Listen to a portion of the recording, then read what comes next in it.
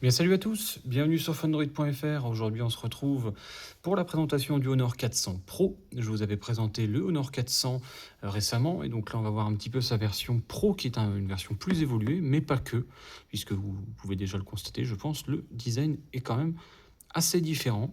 Donc là, on est sur un téléphone qui est résolument plus haut de gamme que son homologue Honor 400. Bien évidemment, il est un petit peu plus cher également. Mais on est sur un format un peu différent. Déjà, on récupère un écran légèrement incurvé, ce qui est quelque chose qu'on ne voit plus énormément de nos jours. On est plutôt sur des formats écran plat. Là, Honor donc, a fait le choix de mettre un écran incurvé. Avant de présenter le téléphone, on peut déjà voir ce qu'il y a dans la boîte. Donc, toujours une petite housse en silicone, donc toujours appréciable quand c'est en plus offert. Un câble USB-C et un chargeur européen, en tout cas dans la version que nous, on propose chez Fundroid.fr. Donc au niveau du téléphone, comme je vous disais, on retrouve un format assez similaire à son homologue Honor 400, si ce n'est donc cet écran incurvé, une épaisseur légèrement plus importante. Par contre, on retrouve un format de caméra assez similaire, même si là on est sur une triple caméra et plus une double comme le Honor 400 classique. Et donc sur le bas, on retrouve la même chose, donc le tiroir double SIM, le port USB, les haut-parleurs et puis les boutons donc sur le côté droit. Au niveau de l'écran, donc on est quand même sur un bel appareil. Je précise également par contre, on est sur une double caméra frontale. Donc là, c'est une spécificité que Honor aime beaucoup faire depuis quelques années maintenant, ce qui n'était pas le cas sur le Honor 400 qui lui avait une simple caméra. Et donc là, comme je vous disais, donc on est sur une double caméra selfie, donc potentiellement pour ce qu'ils appellent la reconnaissance faciale 3D. Au niveau donc de l'interface, on est également sur macOS, hein, ça c'est plutôt logique. Donc macOS 9, les specs, on regardera ça un petit peu plus tard, une batterie de 6000 mAh, et donc on est sur Android 15 avec 4 années de mise à jour. Donc au niveau du prix de la fiche technique, donc sur Fundroid.fr, on est à 539 €, ce qui reste encore une fois pour un téléphone de ces performances-là, un prix quand même assez agressif, puisque bon, on est quand même sur un téléphone qui est extrêmement bien équipé et qui est résolument haut de gamme. Donc au niveau des specs, je précise également, donc c'est une version 12/512 et il existe 3 coloris. Donc là, il s'agit du gris. Il existe la version noire, peut-être un peu plus sobre, qu'on a l'habitude de voir sur un peu tous les smartphones, et une version bleue un peu plus flashy. Voilà, ça sera en fonction de vos goûts et de vos couleurs. Donc au niveau de la fiche technique, on est sur un écran de 6,7 pouces, donc là on est sur un format quand même relativement grand, en tout cas ce qui se fait de manière générale sur les grands écrans entre 6 pouces 7 et 6 pouces 8. On est sur un écran AMOLED 120 Hz, 5000 nits, HDR10+, LTPS, pas LTPO. Évidemment on ne peut pas tout avoir non plus à ce type de tarif, hein, les dalles LTPO coûtent un peu plus cher pour les fabricants. Une résolution de 2800 par 1280, macOS avec Android 15, un Snapdragon 8 Gen 3, donc c'est-à-dire le processeur le plus haut de gamme qui existait en 2024.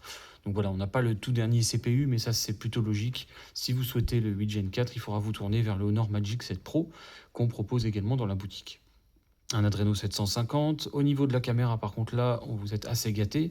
Triple capteur avec 200 millions de pixels Samsung, donc qui est partagé également par le Honor 400. Hein, le capteur principal, vous l'avez également sur le Honor 400. Vous avez un capteur 50 millions de pixels téléobjectif et en plus un capteur grand angle plus macro de 12 millions de pixels. Donc là, vous avez vraiment un setup complet au niveau de la caméra arrière, et la caméra avant, on est encore une fois donc sur du 50 millions de pixels. Double SIM, reconnaissance faciale, compatible 2G, 3G, 4G, 5G avec toutes les fréquences. Donc vous pourrez utiliser n'importe quel opérateur sans problème. Wi-Fi 7, le Honor 400 avait le Wi-Fi 6, donc là vous avez le Wi-Fi 7, donc la dernière itération du Wi-Fi, Bluetooth 5.4, NFC, capteur d'empreinte digitale évidemment, GPS, etc. La batterie, donc je vous disais 6000 mAh, donc là on est quand même sur quelque chose d'assez conséquent. Vous aurez une autonomie nettement suffisante, je pense, 2 jours pour la plupart d'entre vous, avec une charge en plus 100 watts. Donc là 100 watts, pareil, on est sur une charge extrêmement rapide. On rajoute en plus la charge sans fil, que n'avait pas le Honor 400, donc 50 watts en plus, c'est plutôt important.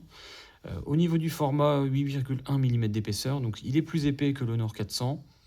Après, c'est plutôt logique, hein, vu les performances offertes également. 205 grammes, donc c'est-à-dire un poids qui n'est ni faible ni élevé. On est sur une bonne moyenne. Et toutes les langues, ainsi que tous les services Google. Bon, ça, c'est assez classique, hein, vous le savez, chez Fundroid, à chaque fois, nous avons les versions avec les services Google inclus. Donc rien à installer vous-même, vous le recevez, il est déjà automatiquement fonctionnel. Et donc vous voyez Gemini, vous voyez toutes les applications Google, dont Google Pay. Et je vais vous montrer Android Auto, puisque c'est à chaque fois une question qu'on nous pose. Donc voilà, Android Auto est ici, donc vous n'aurez vraiment rien à faire. Le téléphone, vous pouvez l'utiliser aussi facilement que n'importe quel autre smartphone que vous achetez en Europe. Voilà, je pense avoir fait un bon petit tour de cet appareil, donc résolument haut de gamme, avec un rapport prix quand même extrêmement agressif. Donc il ne peut que vous être conseillé, si vous avez un budget un petit peu plus serré. Vous avez quand même un Snapdragon 8 Gen 3, donc c'est-à-dire l'un des meilleurs processeurs actuellement, hein, même si c'est pas le dernier, mais la différence sera assez minime pour la plupart des utilisateurs. Voilà, je vous souhaite une bonne journée et je vous dis à bientôt pour une prochaine vidéo.